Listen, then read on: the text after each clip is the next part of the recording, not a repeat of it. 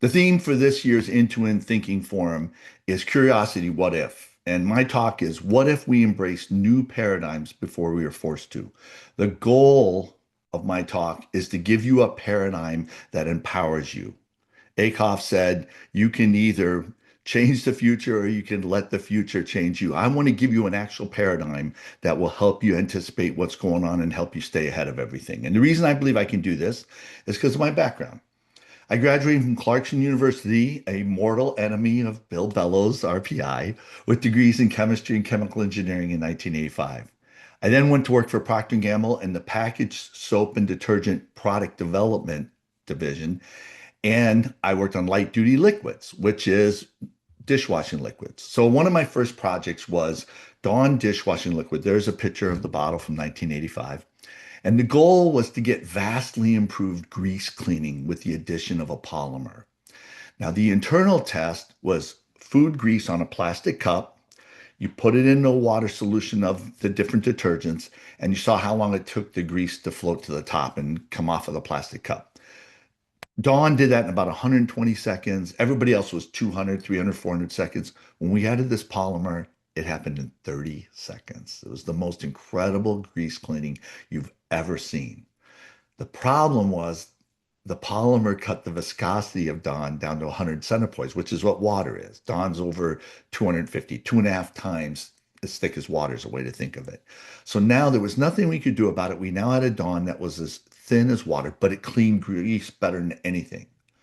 So we consumer tested the current Dawn versus this new Dawn, and the new Dawn failed spectacularly. People said it didn't clean grease well at all.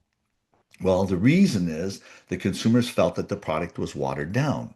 So, what's the solution? What would you do in this case to see if people can really see this benefit and if this benefit really exists?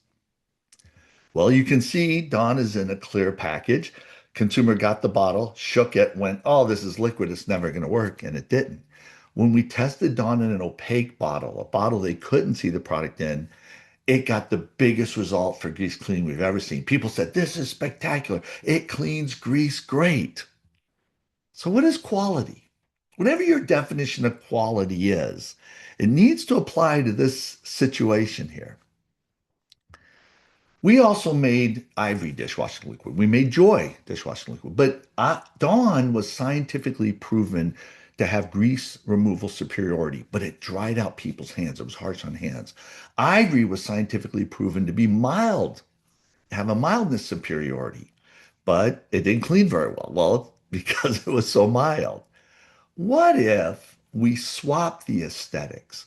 What if we took the fragrance, the color, the pearlescence from Ivory and put it in Dawn? What if we took Dawn's fragrance and color and put it in Ivory? What would people say about the two products? Well, people said the Ivory liquid dried out their hands to the point that they bled, but it cleaned great. It doesn't. Consumers said Dawn liquid didn't clean grease at all, but it was really mild on their hands. It's not. What is quality? Do you have a definition yet? Notice that in consumer products, is the field I'm working in, Dawn liquid needs to be in an opaque bottle for people to see a superior performance. Dawn's and Ivory's scientifically proven performance reverses with different aesthetics. Now, the next project I had, and I talked about this 2 years ago at In2, was Liquid Tide C, the third version of Liquid Tide. In 1985, 1986, Procter & Gamble embraced Deming, and everyone in the manufacturing plants got Deming training. A couple of the product development teams got Deming training. One of them was Liquid Tide.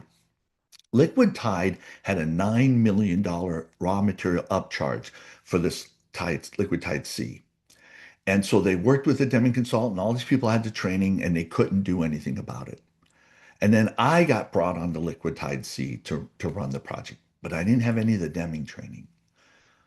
Well, what happened was the first step I did was I said, we had three raw material suppliers that were trying to give us the active ingredient. I said, no more samples. I don't want any more samples. Well, the Deming consultant said, there's nothing for me to do. I'm charting, doing histograms on all these samples coming in. And if there's nothing for me to do, I'm out, and walked away. I literally was on my own because I was doing everything the opposite of what everybody in our team had gotten trained by with the Deming consultant. So it was just me, and 4 months later, I dissolved the $9 million raw material cost. And I did it with what I called at the time my opposite approach. So again, what is quality? What is science? I mean, is this even science? And the spoiler on this is it turned out I used SOPK at a 3D level rather than the current one-dimensional level that's being taught. Again, the Deming consultant, all they knew, and the people on our team, was a one-dimensional version of SOPK, and it didn't work. I didn't learn any of that. And it was only years later, about 3 years ago, when I started talking to Bill Bellows, that I found out, oh, he taught me what SOPK really was. I realized I used a three-dimensional version of that. And that's really what my talk was about last year, is how we could be using the three-dimensional version of SOPK to help people have joy in work. But that's that other talk. So I left Procter& Gamble to go to a science company to do real science, the Dow Chemical Company. I joined the research assignments program. Basically, you got a different assignment every 3 to 4 months for about a year, year and a half, and then hopefully one of those assignments wanted you, or you wanted one of the ones that wanted you. One of my projects was working in central research on grafted polymeric surfactants, and basically corn rootworm attacks the corn stalks, and a pesticide is needed to deal with the corn rootworm. Well, what was happening back then is they were mixing the pesticide with xylene, yes, paint thinner basically, and trying to get that to stay mixed. And then they put it in a tank on the back of a truck with agitation in water and try to quickly spread it on the field before the emulsion broke. And basically, they got about a 40% effective. They had a 4 out of 10 rating on these corn rootworm, instances. We had a product or a combination of formulation that was infinitely soluble in oil and infinitely soluble in water. And what I did was I did over 1,600 designed experiments using Taguchi methods to model it. We're doing science. Now, what was I modeling? Well, surfactants are surface active agents. That's what surfactant means. And when you look at this, we have a water level, we have an oil level. Water and oil don't like to mix, but a surfactant is a unique chemical in that half of it, we say the water loving head loves water, and half of it, the oil loving tail, loves oil. So soap has a surfactant in it. You get something oily on your hand, you mix the soap in, part of it likes the oil, and then you wash it with water. The other half of it pulls that oil into water and it's clean. And so the surfactants line up on that interface. A polymeric surfactant lies, it's a gray line there, lies on the surface, on the interface. One polymeric surfactant could take the room of all of those other ones because the oil and water loving is throughout the molecule.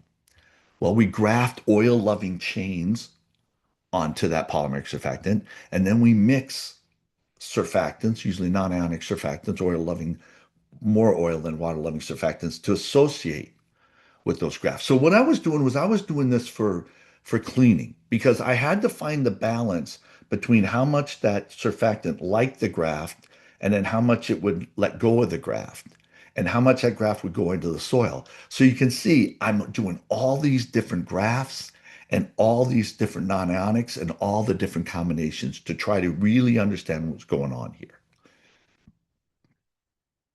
So I got moved into Dow Brands because they said, you should pull on this technology into the cleaning portion of the company rather than sit and research and push on it. And this is 1990. So in 1990, they started this thing called Target 92. They wanted to make $100 million of profit by 1992. And they were going to do it by making $35 million in 1990, 65 in 1991, and 100 million in 1992. And they were already making about 40 million, so this shouldn't be a problem in 1990. Well, the first quarter of 1990, Glad discounts their bags and wraps. We have to discount our bags and wraps, and all our forecasts are changed. And every quarter, they just kept getting changed and changed, basically to barely anything. Now, The other issue is Dow has this paradigm of caustic is caustic. Sodium hydroxide is caustic. Sodium hydroxide comes out that too. So you can do whatever you want on the way to making that, but what comes out that tube better be sodium hydroxide. Well, when Dow looked at detergents, when they looked at a soil and stain remover like spray and wash, they were like, what comes out that tube better be this formula. Do whatever you want, but make sure this is what comes out that tube. So they weren't going to change it. So it was time for me to go. And shortly after I went, I, along with the another gentleman who invented the grafted portion, won the Dow Chemical Central Research Inventor of the Year award. I was 27 years old, youngest inventor of the year in the history of Dow Chemical. So neither of us had a PhD, by the way. So that's kind of interesting. So I went from there. Oh, I should say this. So if you think about it, Dow is definitely, from my talk last year, I talked about these 5 levels of transformation and how I measure it looking at the consumers. The first level is I'm sorry, the employees. The first level, employee doesn't matter, says that nothing matters. Second level is I'm the cause. Deming was taking people from that second to third level. The system is the cause. And then I talked in my last talk about the fifth level is this joy and work. And the reason Deming never took anybody from the third to the fifth is he didn't realize there's a fourth. You have to go through the fourth. Well, Dow is clearly at level 3.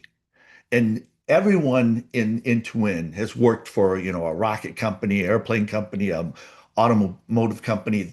You've all worked with this science level 3. But what level is consumer products at? I mean, it's clearly not at level 3. So it's either at level 2 where we're just going to treat everything as random, or it's at level 4. So I left out to work at the Dial Corp. Now, I had non-competes with Procter& and Gamble in the detergent area. Dial calls me up to say, hey, did you formulate liquid Tide? We'd like to hire you. And it had been more than 2 years. So I no longer had non-competes with the Procter& and Gamble company. I show up at Dial, my first day on the job, my boss says, hey, do whatever you want. We're going to get sold to Cow Chemical Company, which is a Japanese consumer product company. He goes, they'll keep you, you're young. They'll get rid of me, I'm old. He was in the 60s. And so that's what I could do anything. Now, something to realize around 1990, the World Congress of Chemical Engineering said science needed to be brought to 2 areas. One, formulation, and 2, test method development.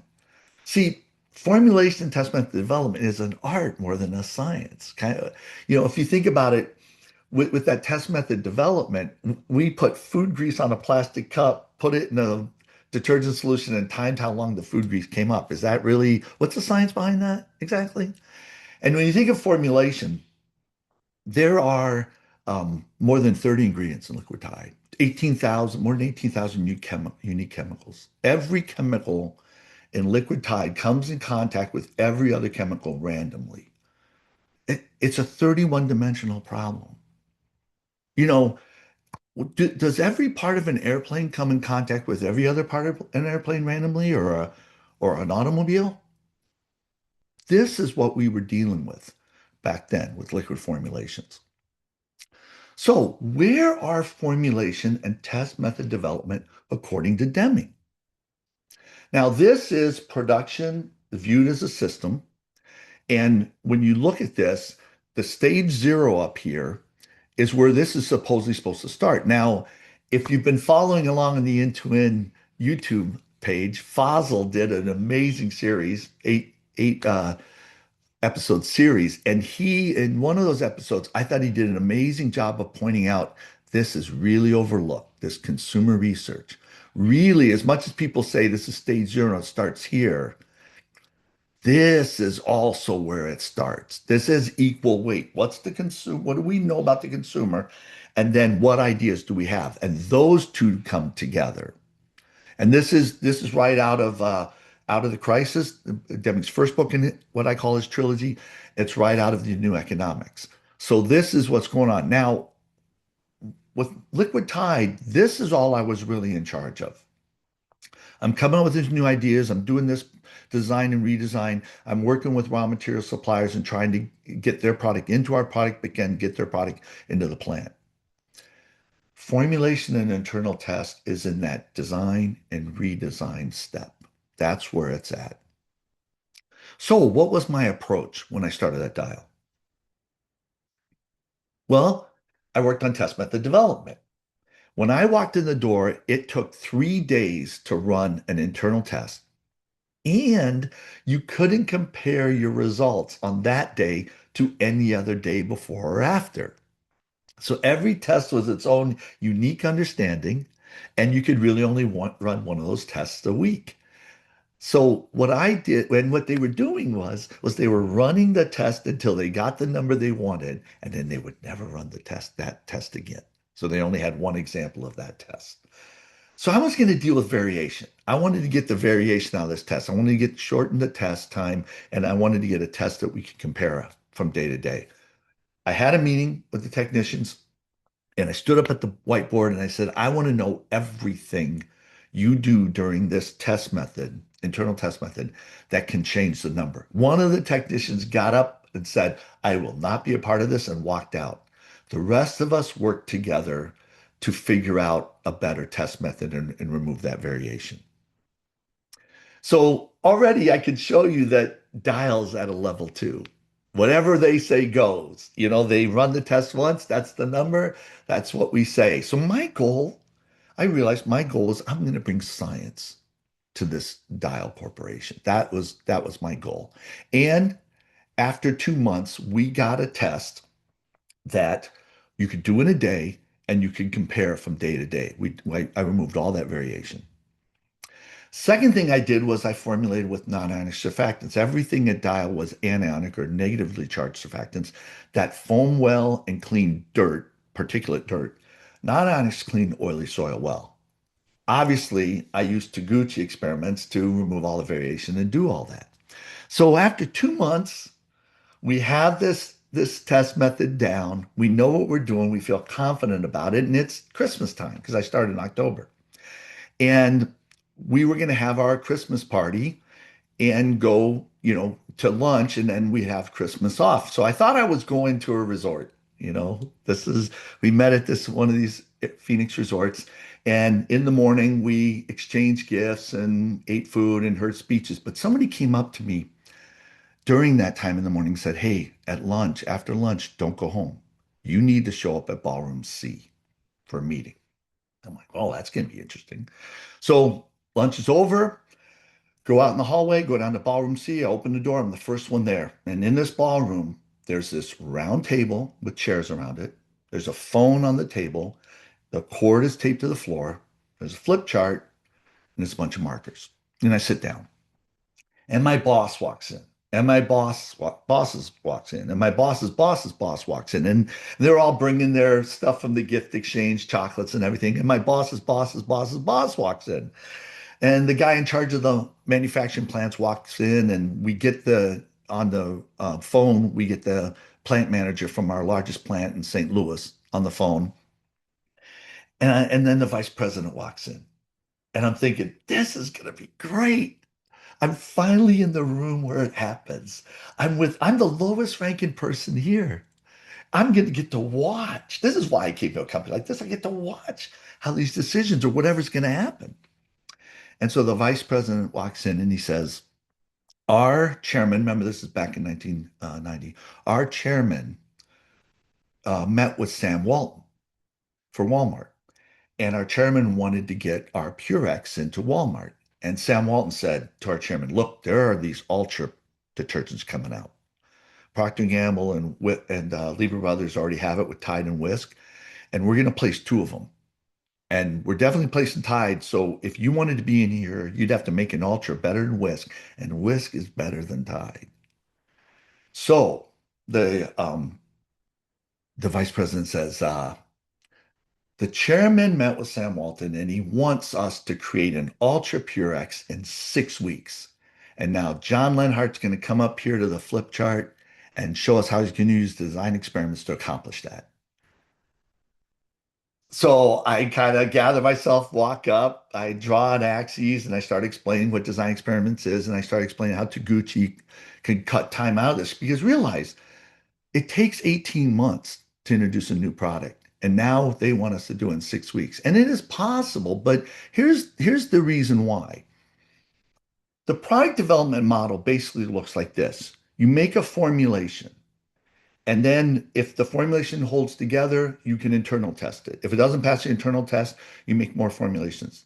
If you get enough of them to pass the internal test, you can do consumer tests. So you might make 50 formulations, and 10 of them are good enough to do the internal test, but none of them are good enough to go in consumer tests. So you might have to make like 1,000 formulations to get 150 through the internal test, to get three into consumer tests, to introduce it in the market. And even then, that's you might want to do a market test, but even then, you don't even know if it's going to be successful in the market. So this is the way we're doing this. Notice this is all art. There's no science really to this. This is all art. No wonder the World Congress of Chemical Engineering said we need to bring some science to this. Well, if we take that product development process and put it with Deming's production and viewed as a system, how does it line up? Well, this is how it lines up. Basically, the formulation and the internal test is right there. The consumer test is over here and the market's here. So what does that look like? Well, we're going to run a formulation internal test and then we're going to consumer test it. And then if it passes a consumer test, we're going to make it in the plant.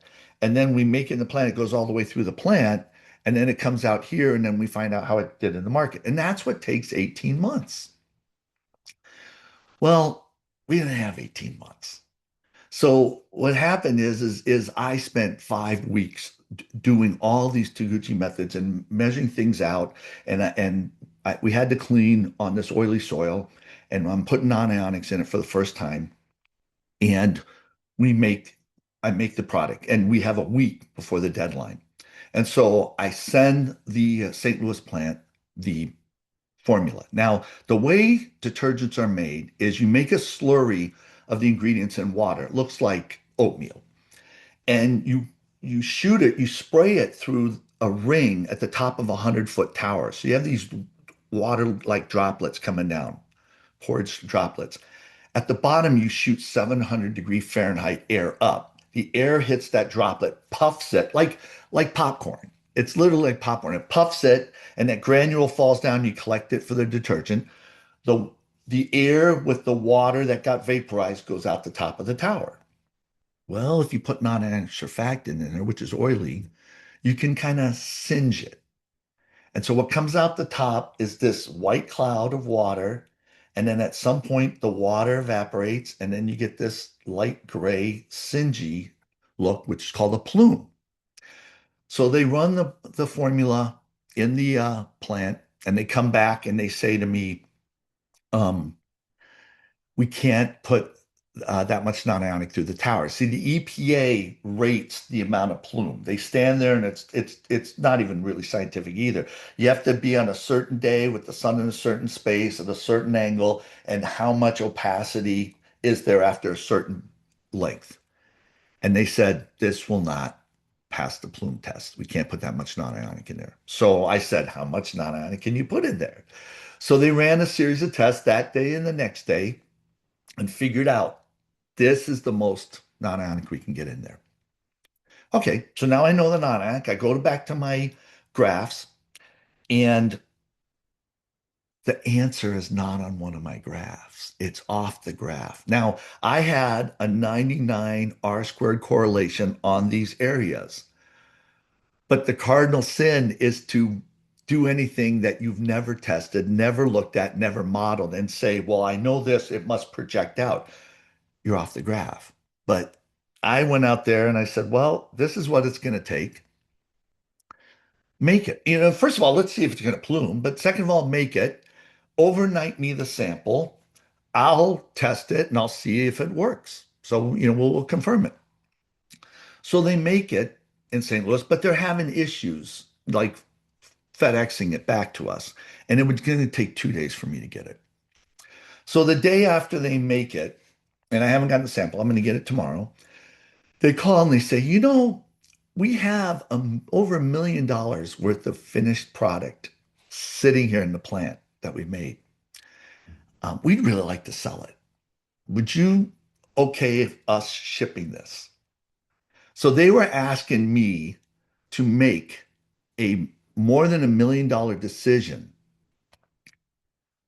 basically without an internal test, without a consumer test. What they're saying is will you say it's okay to ship over $1 million product? I'm 28 years old by this time, and send it out, even though you have no consumer test on this, no internal test. Just let us do it. And I figured I have the data. It makes sense. You either believe in your data or you don't. So I said, ship it. And then I didn't sleep too well that night, but I got the samples the next day. We internal tested it and it was dead on the number. But we had introduced a product without an internal, without a consumer test in 42 days. Now, 3 weeks later, the chairman is doing a tour of the research facility and getting an update on all the different products. And when he gets an update on Purex, I wasn't in the room for this. The brand manager says, well, Ultra Purex, when he covers Ultra Purex, he goes, we started shipping the product 3 weeks ago, and the sales, and the chairman slams his hand on the table and goes, you lied. You just lied. And he goes, what do you mean? He goes, you just said you've been shipping this for 3 weeks. You might know what you want to ship, but this isn't out yet. And he goes, yes, it is. He goes, no, it's not. And it took my boss, who had known the chairman, all these years, to go, no, sir, we did. We got the product out in 42 days. We've been shipping it for the last 3 weeks. It's doing very well. And the chairman goes, I was told by marketing that you people had no sense of urgency. So I wanted to give you something that you couldn't do just to see how much you could do. I wanted to give you an impossible task, and you're telling me you got this done? I want a name. Who's responsible for this? And my boss goes, well, you are, sir. You inspired us and everything. And he goes, I want a name. And he goes, well, John Lenhart did it. Now, what we found out was it was a test. We introduced Ultra Purex without an internal test, without a consumer test, or even a market test. But that was a test from the chairman. And the product went out, and everything was fine. So Motorola and Phoenix heard the story about a company who introduced a successful product into the market without an internal test, without a consumer test. They invited me to the headquarters in Phoenix, and I gave a speech to their technical people. They videotaped it. So what I started working on while that was going on was polymers, but not what everybody else was doing. Procter and Gamble and Lever Brothers, they were putting polymers in to clean. But if you remember, what I had done here is if you remove the polymeric surfactant, you could look at the graphs as a polymer. And what I wanted to do was I wanted to look for polymers that would work with the surfactant to make them more efficient. I'm not looking for the polymer to clean. I'm looking for it to set up the cleaners and make them more efficient. Looking at the whole thing like a system. So that's what I started working on. And what happened was, like 2 months later, after the Ultra Purex situation, my boss and my boss's boss show up after lunch on a Friday. Every Friday morning, the people from research would go down to Phoenix downtown. We were in Scottsdale, and they would have these meetings with marketing to figure out give them updates and figure out what's going on, cross-functional teams. So they came back from the Purex team with these two flip chart sheets of paper, and they said, the Ultra Purex is selling so well, no one's buying the regular Purex. And we need to sell more regular Purex. And the chairman has said that he wants the regular Purex to work this much better at the same cost. He wants this done in a week. And he said, have that creative guy in the lab do it. So it didn't matter that they told him my name the first time. He didn't remember it, but he just knew there was some creative guy in the lab. And they're like, let's make this Purex in a week. And so what I did was I had been doing some polymer work. I'm like, this is a chance to use the polymers to get us that much cleaning at the same cost. And I came up with like 12 formulas. And then I called my friend that night, Friday night, who worked with the plants and said, which of these could make it through the tower? And he picked 6 of them.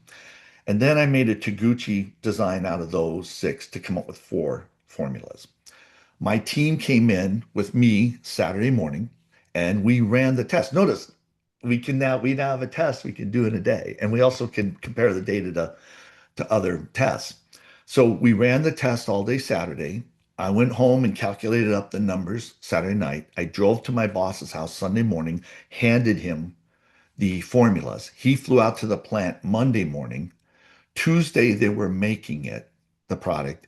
Wednesday, they were shipping it. So in less than a week, we had created a new regular Purex, and it was called Classic Purex. And this is me and my team.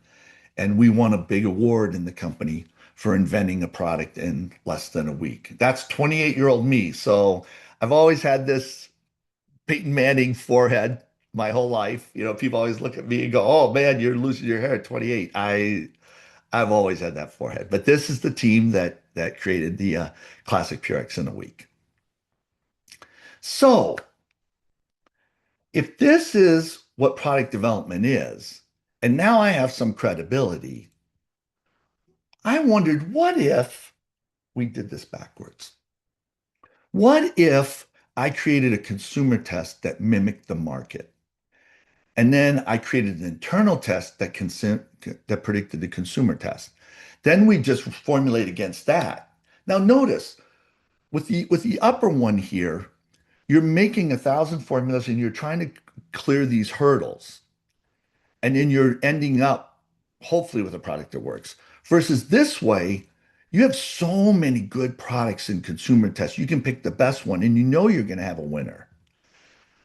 This first way is the goal is acceptable. You're just looking for an acceptable formula to clear the hurdles. The bottom way is desirable. We're finding the most desirable. How do you distinguish between acceptable and desirable in your company? Do you distinguish between those two? Do you know which things you need to just do the best at that you can, and the better you do, the more you get back from it? And do you know the things that look at, we just need to do this. We just need to clear this. Don't put any more effort in it. That's this fourth, level of transformation. So when you think about it, what I'm really trying to do is I'm trying to connect the consumers to the consumer research. Now, there is no arrow in this chart from Deming. And there are people saying, well, he meant to have an arrow. And that's fine. Because in my last talk, I talked about, he explicitly talked about this third level transformation. He implicitly talked about the fifth level joy in work. And if you sit there and go, he didn't specifically say that, then you have to say he didn't specifically put this arrow in here. The burden's really on you. Because if you are one of these Deming people, a Deming 3 or a classic Deming person who thinks, unless he said it, it doesn't count, then you got some explaining to do with this chart. But this is what I was really doing. I was starting with the consumers, working back, working to the formulation and design, and then going right out the door. Well, now what I wanted to do is I wanted to find out what consumers actually wanted. Again, this goes back to Fossil's point. What do they actually want? How do you know what a consumer or customer actually wants? Is it the spec? Do you believe that what's in the spec is actually what they want? Again, this gets back to this whole point, like I said, Fossil made is like, do you really know what these people want? How would you find out what they really want? Well, what I did was I tested incomplete products. I gave consumers a product that cleaned dirt great, but didn't clean oil. I gave them one that cleaned oil great, but it didn't suds at all. I gave them these four incomplete products to find out. So notice what I'm really doing here is I'm making a double tail. So it's not even that there was no arrow there. I'm adding a double-tailed arrow. Have you heard of consumer testing incomplete products? Have you ever done that? It's interesting. So I was now on liquid Purex. They moved me to liquid Purex. What I had done on regular Purex is I kept rolling out new and improved versions of Purex and cost saving it, saved $12 million that year. And they said, well, John, we're going to promote you. We're going to put you in charge of liquid Purex. You get to go downtown to the Friday morning meeting, represent, research with liquid Purex. Now, back in 1991, there were 55 Geographical Information Resources Incorporated, or IRI, markets in the United States. Today, in 2022, I'll say, IRI merged with National Purchase Diary, NPD, to form Circana with 210 markets. So today, if you want to look at sales by market, you're going to look at 210 markets. Back in 1991, there were only 55. Now, in 1991, Powder Tide was number one in 40 of those 55 markets. Liquid Tide was number one selling detergent over any other detergent in 14 of those markets. And those markets were all in the Great Lakes and the Northeast region. And then one area, Seattle, an environmental powder detergent was number one. Well, we're not surprised. Seattle has been Seattle for over 35 years. So the goal here was I am going to basically, test these incomplete products. And what I learned was something even more unique. Because it's one thing to say, okay, this cleans oil great, but the sudsing was terrible. It's another thing to say, this cleans oil great, but the sudsing, it needs to be better. There wasn't any. It's a third thing to say, it cleaned oil great, and the sudsing was awesome when there isn't any. That's called a halo effect. What that means is when you hit the thing that's most important to the person, the way the brain works, sees everything else as awesome also. You hit their things and they think it's awesome. So what I did was, in doing all of this, I realized the reason why liquids sell in the Great Lakes Northeast is it's an oily soil in cold, hard water, and it's non-phosphate around that region at that time. You couldn't use a powder in that region. The liquid had to be the number one selling detergent in that region. Now, the oily soil in that condition was the driver. Acceptable was sudsing everything else because apparently I could halo it with that. So liquid Tide, though, they sell on a signal soil. Let's say they want to say, they want to run advertising, we clean ketchup better than anybody else. Well, that has to be 3 water temperatures, 3 water hardnesses, 3 fabric types. There's 15 other soils they can't lose to. That's the hurdle. Because if they lose to one of those soils, then their competition goes, well, you might clean ketchup, but we clean mustard. So Tide has 27 drivers and 405 hurdles. I realized we only had one.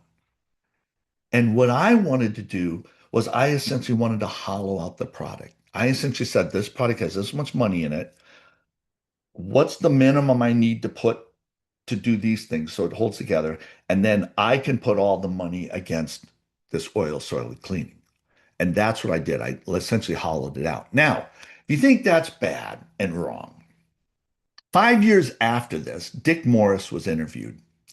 And he said, the presidency is easier to market than a bag of potato chips. He goes, because the people marketing the bag of potato chips are stuck with the potato chips in that bag. He goes, I am not stuck with what's inside the president at all.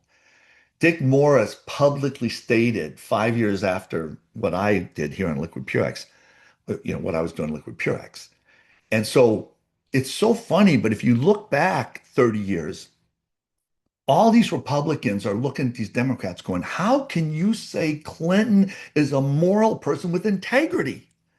And the Democrats are going, hey, he hits my 3 things that I'm looking for. He's awesome.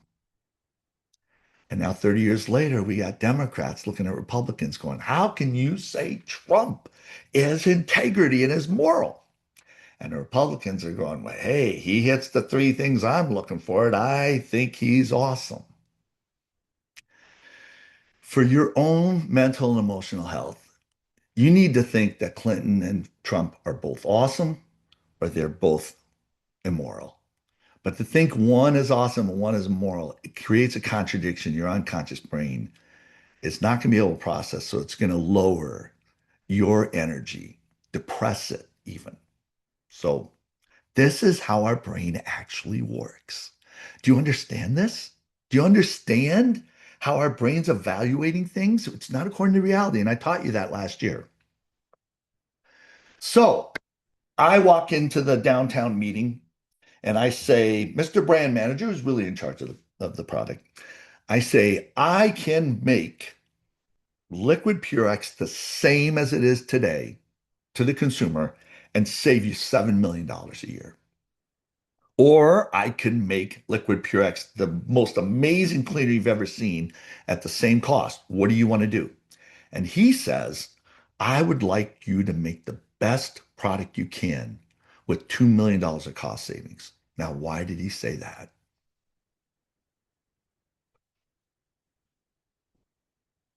Well, the product is mostly selling in the Great Lakes Northeast region. And if we have a great cleaning product, how are we going to get the consumer to try it? He's going to have to drop coupons. And he estimated I need about $2 million dollars worth of coupons to get people to try this product. And you're telling me it's going to be awesome if they try it. So I will do that. This is hurdle and driver. This is that level four.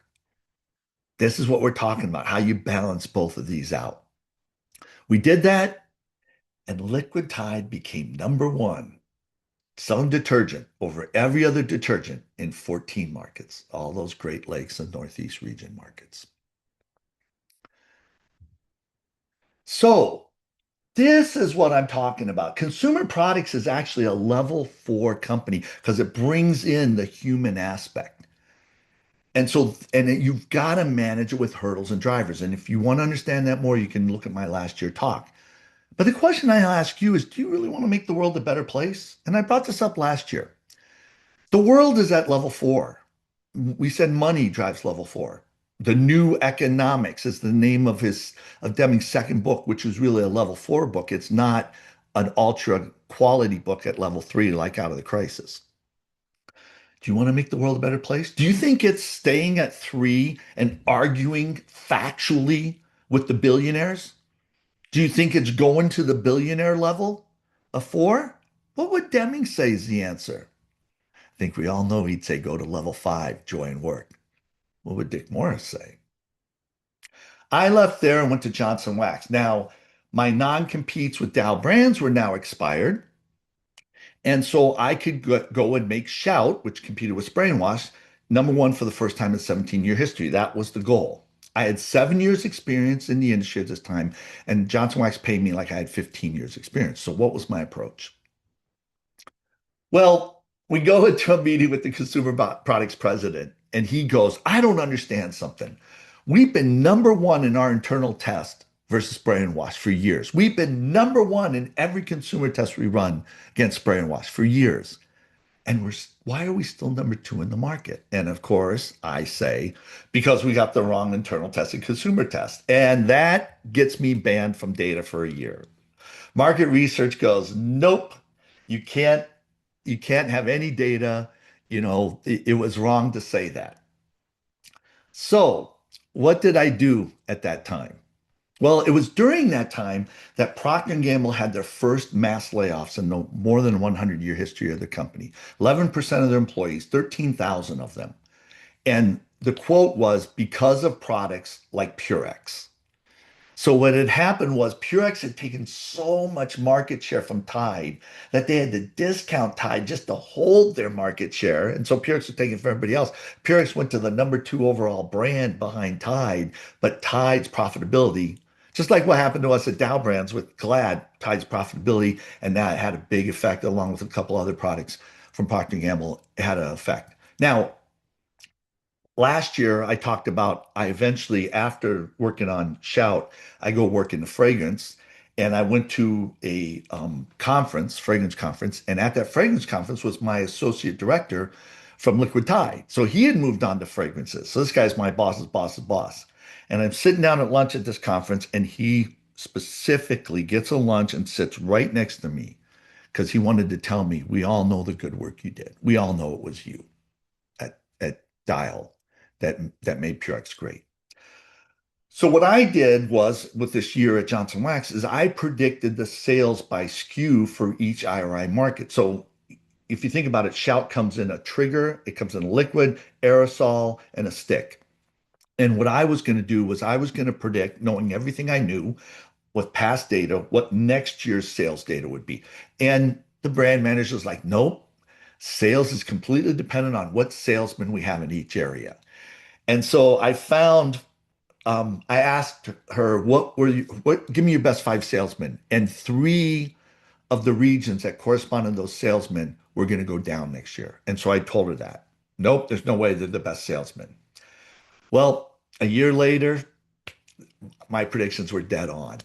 And so when they were accurate, I now had the credibility to do my opposite approach. So what I did was I'm going to do them, market, can read a consumer test to do the market, internal test to do the consumer test. And then what we did when we had all that, we took 6 weeks to reformulate all the different forms and we got them out to the market. And 6 months later, we were number one for the first time in our history. 18 months after all of this, we bought Dow Brands. We made Dow Brands go out of business. Now, the thing is that during this, we created this consumer test that took half the time to run at 1/10 the cost. And it shows statistical significant wins for the first time on performance. So the vice president of R&D had me give a presentation to the entire company on how we should all be using this consumer test. I will tell you, word got out, and 5 years later, the American Marketing Association asked me to give a talk at their New Horizons conference on what we had done to make Shout number one. So people had known that, and people wanted to hear how we did that. So I left there to go work for a company, Cleaning Systems. And remember, I after that I worked on fragrance, and I wanted to understand I wanted to work on something that was just all art. I mean, what's a smell? How do you quantify that? How do you do statistics on it?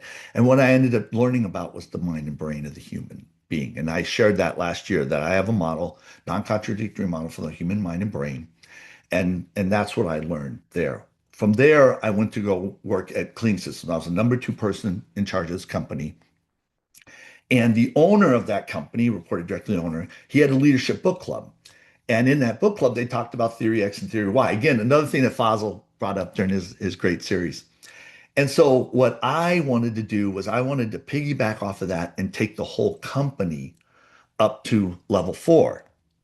Now, I was in charge of this entire structure of the company. I had access to all of this, and I was in charge of all of this. And we did sell through distributors. We had 45 distributors. One of them had graduated college, the other 44 barely graduated high school, and they were not at this four level. So if you think about it, they were at this three level. They sold equipment and they sold chemical. They sold our chemical. They also repped our competitors' chemicals. And so what did they want from us? Well, of course, they're in that three dynamic. Make a better cleaner, make a cheaper cleaner, make a better, cheaper cleaner. You've done that your whole career. Why don't you do that? Well, I had learned some things in fragrance. And I started learning, with my opposite approach. Why would I make a better, cleaner product? What I ended up learning after talking with Bill is synthesis is my opposite approach. Analysis is what everybody naturally does. They go in and they take things apart. I always look at something and then see it as a part of a bigger system, and I play out here. I'm literally going the opposite way. Well, what's the opposite way of what the distributors are saying? What what is a better, cheaper product a part of? It's part of their profitability.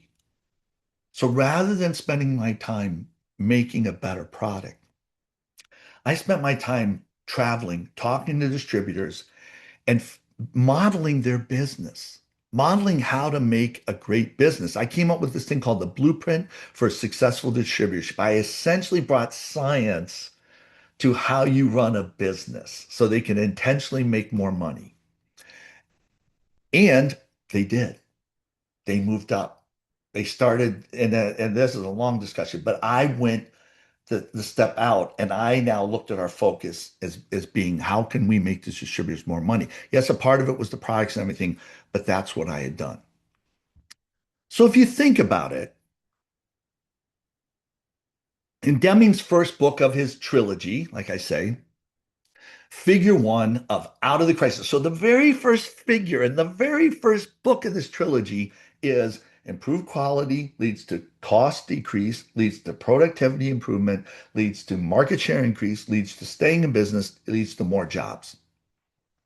And the recap on Liquid Tide, I'd cut the cost 9 million.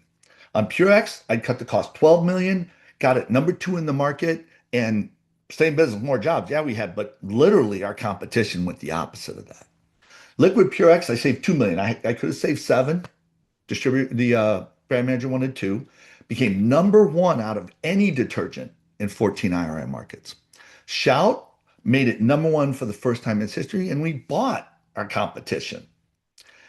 I worked in Glade. I learned the mind and brain models. And then I worked the cleaning system. I'm in charge of the whole system. I cut costs by at least 3% a year with all the efficiencies, drove the profits more than 40%. But I really, if you look at it, this is Deming's basic strategy in his first book. In his second book, it was all about joy and work. Deming kind of got over this whole improved quality, cost, and I did too. I had done it.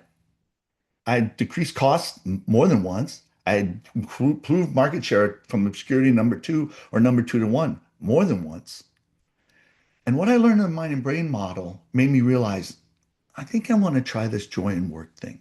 Not knowing anything about Deming, this is what he's going to do, but I feel like I'm clearly following his footsteps. This out of the crisis is a hurdle, and this joy and work is a driver. So the owner had always wanted to fly planes. And he said, the first day I started this company, the day before I started this company, I took a flying lesson. I loved it. I didn't have enough money to fly. Then when my company got successful, I didn't have anybody I trusted. He goes, now we're 25 years in this company. He goes, I'm successful. I have enough money to fly. And I got a guy I trust. And he goes, I'm going to go learn to fly. And this guy is like, I am going to go learn to fly. I'm going to fly 5 days a week. I'm going to get instrument rated. I'm going to fly jets. I'm going to do all these things. He left this entire company to me for a year. And my goal was to take what I learned from last year's talk and apply it to people for that biggest system. And this chart is you're not able to achieve level 5 with this chart as it stands. What does it have to look like? It has to look like this.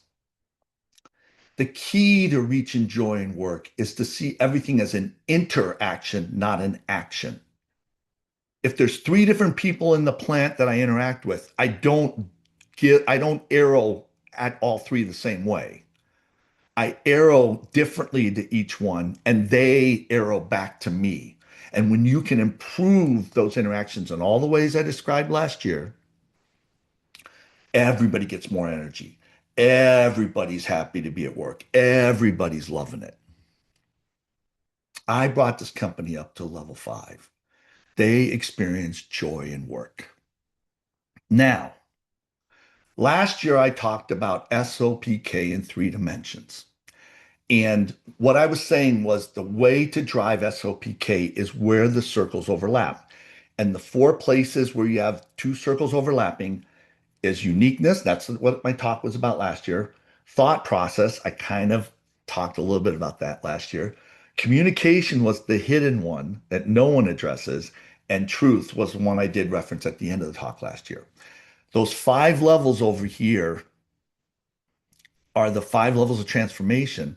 And so they're each distinguished by going across this way. And the driver in each area, we said the 4th level is money, the 3rd level is logic, and the 5th level is happiness. So if you are in charge of a company, because people say, well, I can't get my company up to joy and work, I'm not in charge. That means if you are in charge of a company and you're a Deming person, you definitely have joy and work, right? Everybody's got all this energy and they would rather work than take time off. If you're going to change a company, here's the way you go about it. And it's these 4 questions right here. First of all, you have to determine what level the organization's at. I can objectively tell you what level your organization is at with this chart. Then you have to find out what level you're at. If you're at 3 and your company's at 3, you're not taking them to 4. You need to be at 4. Do you know how to get to 4? And then the question is how do you move it up a level? Even if you were at five and the company's at three, do you know how to move them to four, then five? Deming was up, sitting up here at five and he didn't realize there was a four. And then can you demonstrate the change practically to each organization? There's this shortcut, and it's the four circles in SOPK as to what is emphasized. So you use all four, but in a two level, what is emphasized is knowledge. Who knows the most? Seniority, they know the most, they've been around the most, it's them. Variation. When a company hammers on variation, I know they're trying to get to three. Deming said if I only told the CEO one thing, it would be variation, because everything he did was two to three. If you want to get to four, I demonstrated this last year. I hope I demonstrated this year. You got to do systems, but it's synthesis systems. And I'm saying Bill and I believe, are the only two synthesis systems thinkers in the world. And you can watch last year's talk to see if you agree with that. The fifth level, you have to do psychology. And in order to do psychology, you have to explain your model for the mind and brain. What do you emphasize? Because it shows what level you're actually at and your company's at. Now, how do I demonstrate? How do I get a company to move? If my company is at three, I need to bring superior technology. I need to win Inventor of the Year. And you can see this system of quality. This level three has logic, statistic, variation within it, but this is that system at the third level. At the fourth level, you need to show superior cost savings or market share. You need to drive the money. That's what Deming was trying to hint at the start of Out of the Crisis. Now, notice the quality, that third level, is a part of this bigger system of the fourth level. And then at the fifth level, it's happiness.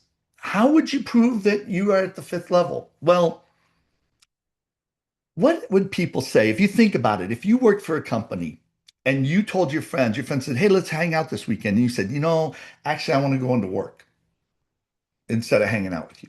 What would your friends say? I can tell you what they'd say. They'd say, you're in a cult. If you are in charge of a five-level company, you have been called a cult leader because people are dedicated. People want to be there. People aren't complaining about money. They're having so much happiness and they're bringing that home. And that's one of the things that I do in consulting is I show these companies when you help your employees be happy at home, they feel this loyalty to you that they're not going to complain about more money and they're not going to go looking other places. If you don't have that, you don't have a five-level company. But last year's talk, I had that quote that said, Deming, we've only applied Deming to 3%. The shop floor is only 3%. See this little circle here, this third level quality? Would you say this little circle is 3% of this big circle? If you're a classic Deming person and all you do is talk about statistics, you are operating in that circle. The world is operating in this circle. We could change the world by operating in this circle. So how does that work? Well, here's the thing. A three-level company, a Deming Classic company, is all science. And a five-level company is all people. That's what Deming was saying, be all about the people. Can you imagine taking a company that only values science to the next day only valuing people? How do you make that transition? You can't. You can't jump from a three to a five. You have to go through a transitionary phase where you're valuing science and people. Okay, well then, wait a minute. We have two objectives. How do we resolve the conflict between science and people? I told you. One is a hurdle and one is a driver. If we would apply hurdle and driver to the new economics, that book would open up 3D to everyone. But more importantly, all of the Deming community is sitting at the three level. Getting to the fourth and the fifth level requires achieving people. What is people technology? Well, I've said it several times. How do people actually think? The only way we're going to get to the fourth and fifth level is we need to think about thinking. And I can tell you right now, In2 is the only organization in the world that is focused about thinking about thinking. And that's why I think they're going to be the ones that lead the charge from four to five and change the world. Thank you.